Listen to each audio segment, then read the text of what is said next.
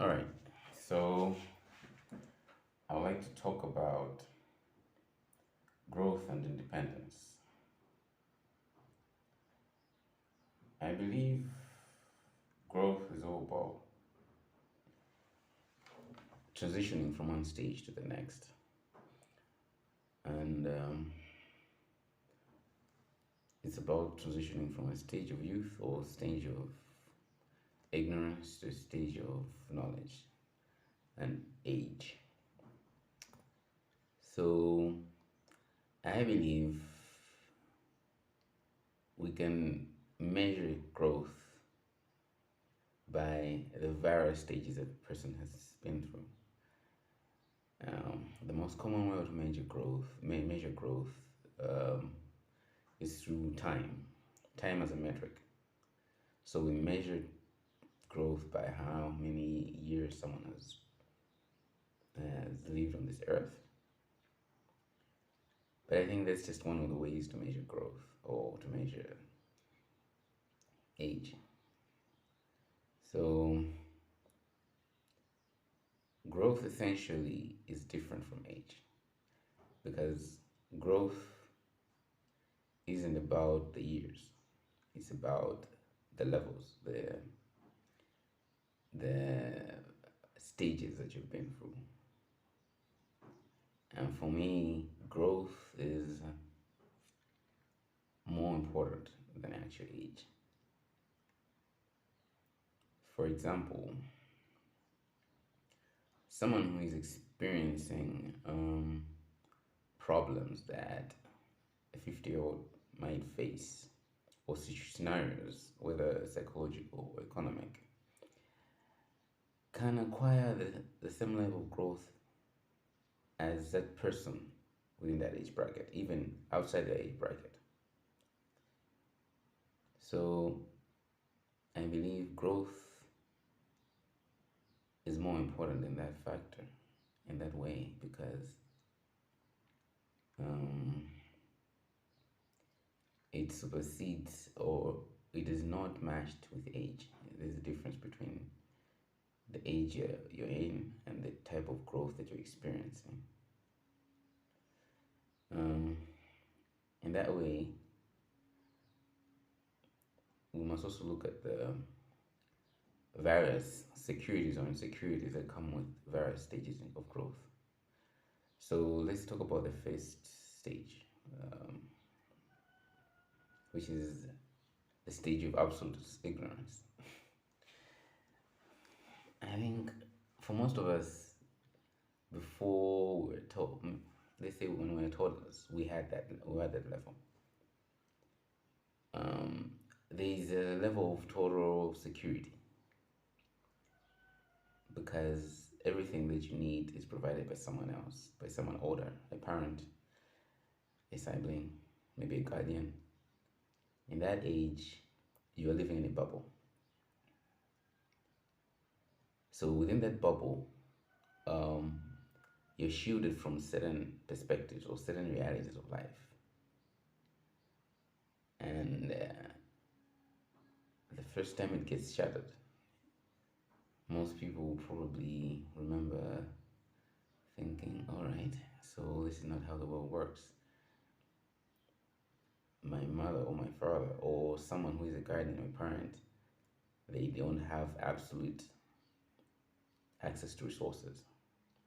They cannot be able to give you some kind of provision. I think that's the first bubble that it breaks. And it shows or it gives you access to a transition. And you transition from that stage and then you enter into another bubble. And the second bubble that we enter into is probably when we're in our teenage years. We kind of think that the world is built on certain principles. There is a principle of accolades.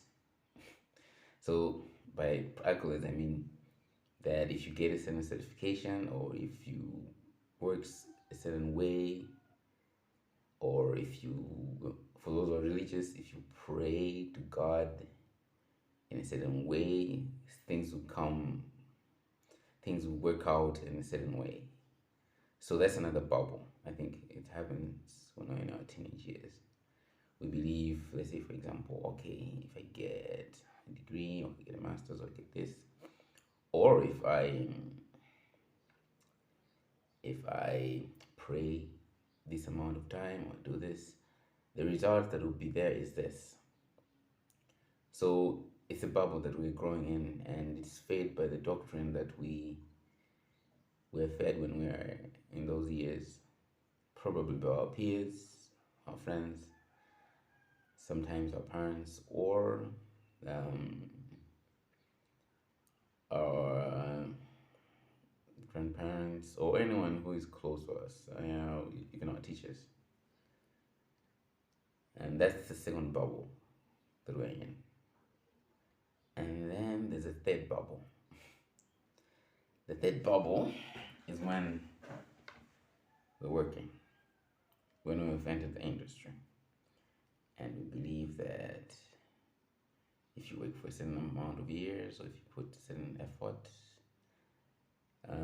you acquire certain results. Or if you make the right connections, this will happen.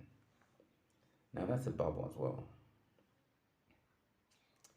As I will explain why it is a bubble, because that one can also get shattered. There's a reason why there's this concept of midlife crisis. So a midlife crisis happens usually when people in their 40s, let's say they're middle aged, right? And then they kind of reach a level whereby they're like, okay, is this all there is to it? That's that's when the third bubble gets shattered. You kind of realize that certain concepts that you've grown up believing in, the blue collar concepts, where you're not exposed to the harsh realities of life, especially for the middle income families, middle income individuals, as well as upper lower income individuals. You weren't exposed to the harsh realities of life. The third bubble usually breaks or shatters when you're in your 40s. So the world is built on these bubbles, where these certain principles only work or are only functional within that circle. Outside that circle, they don't function anymore. There are certain rules that govern those bubbles. They're usually governed by reinforcement and reciprocity. Yeah, by reinforcement, because within the peer groups, you reinforce those principles, and you believe that they are true. But as time goes by, those principles start to break down, and it's usually a hard process when principles are breaking down. Now, the reason why I want to talk about growth and independence is because with each level of growth, there's a level of independence that comes with it. So let's talk about the toddler years. You aren't really independent. Psychologically, you're attached to your parents or your guardians. Economically, the same thing. Sociologically, you spiritually as well, you're tied to them. And you're not independent at all. If there is any kind of independence, it's so small and minimal. Probably idiosyncratic, let's say in your character. Yeah, you can have an idiosyncratic character, but you're tied to them in many ways because you're living under their roof, under their bubble. You see? Now, the same thing happens when you're in teenage years. You've transitioned from primarily the primary bubble of your guardians. You're now within your peer group, and then you're independent only to the level where your peers or the circle that you're in at that moment, you're probably your high school. Um, you're independent only to the level that your high school can allow. You're independent only to the level that your peer group can allow, as well as your guardians at that moment. But then, of course, you've kind of moved on from them for a little bit, just a little bit. The same thing in the industry. So you're in this bubble, you're in this economy, right? As we like to call it. You're in national economy, you're a citizen of a country. You're in the bubble, actually. You're in a bubble. You're in a national bubble now. And you're not as independent as your nation can allow, as your religion can allow at that moment. Unless you break away from religion, which is very hard to do. You're in a bubble that your employer can allow, whether it's a company or anything like that. You're in that bubble, and there's enforcement going on within those bubbles. If you're a good citizen, you're given good perks, or you're given good. I mean, you're not punished for anything. You don't go to jail or anything like that. If you're in your workplace and you're doing good, the bonuses and all that stuff. It's a bubble and it's self-reinforcing, right? But I think probably the first time you have the bubble shatters is when you're unemployed. So you're unemployed, or you move out of the country, or something happens, and then you realize that there's something else beyond that bubble that you were living in. And then you kind of acquire a certain level of independence that, okay, I think I can do my own things outside the nation, outside the company that I was working in, or outside the family or my religion. I can do outside. I can acquire new concepts, spiritual concepts outside my own religion. So there's a kind of independence, an evolution of independence.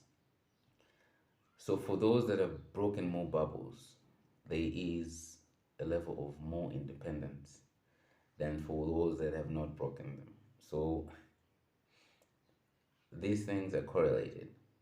These things are conjoined.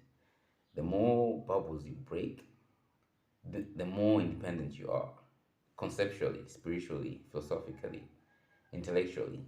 Any kind of breaking of the bubbles, you kind of move out of that dependence. Now, it is very important. It's very important to become independent. There's a reason why it should be like that. Because dependence is addicting. There's a kind of addiction that comes with dependence. I'll talk of an example of us as Africans. It's really sad, but that's how it is. Africans, let's say my nation has been independent for almost close to 70 years.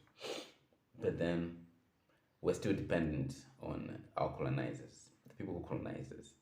They have very few resources, but they're very, very savvy with system creations.